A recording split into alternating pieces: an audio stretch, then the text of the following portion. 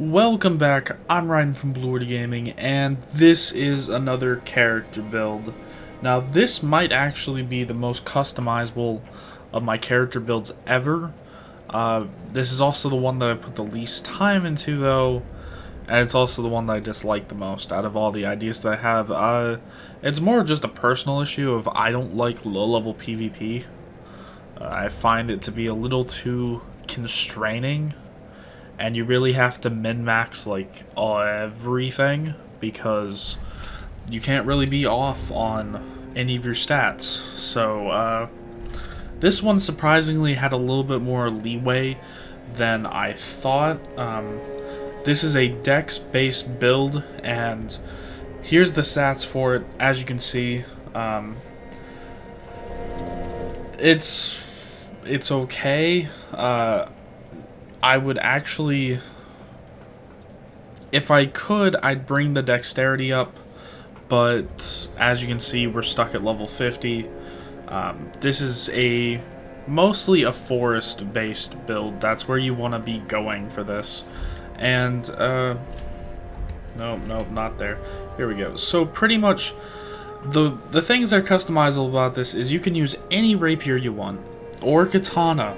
Any rapier or katana or dex-based weapon that you want. Then you just use the Crest shield, the Chloranthy ring because it's actually not broken. It gives you 7 extra points of stamina regeneration per second, where you normally get 15 by itself, and then with the Chloranthy ring you get 7, plus with the Crest shield you get even more. So your stamina goes up really good.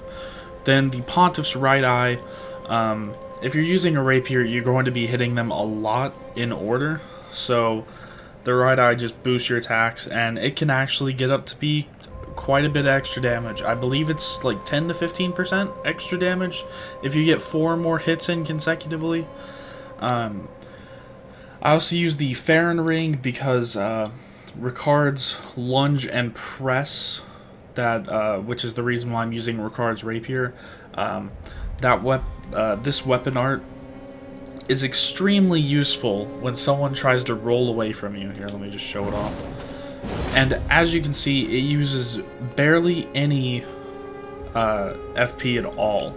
So, and this normally takes at least a quarter of somebody's health bar away. Like, if you look, that's about 6 hits right there, and with the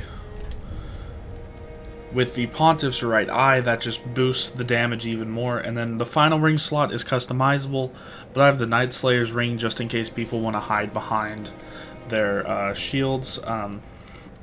For a secondary, I have a whip just because it's for the extra range, because why not?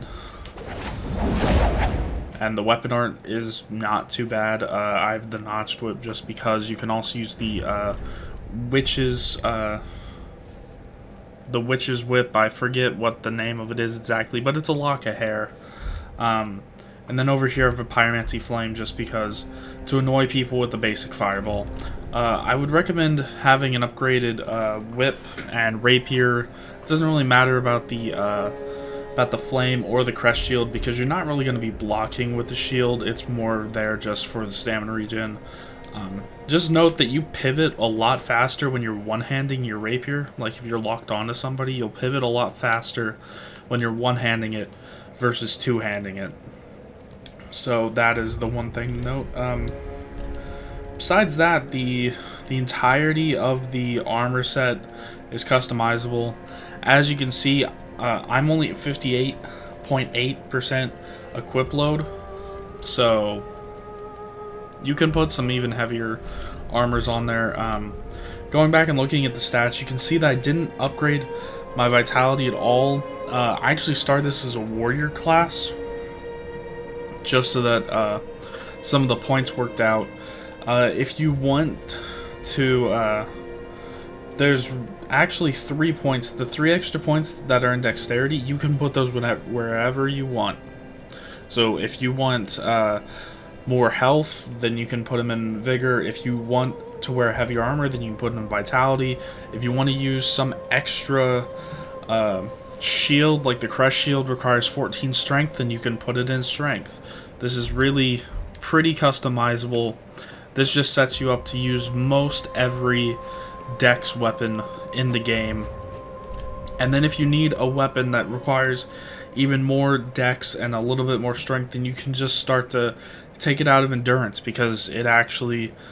30 is one of the soft caps, I believe. It's either 30 or 40, but taking 5 points out of Endurance doesn't really make that much of a difference, or taking 5 points out of Vigor, or separating it up a little bit between those two.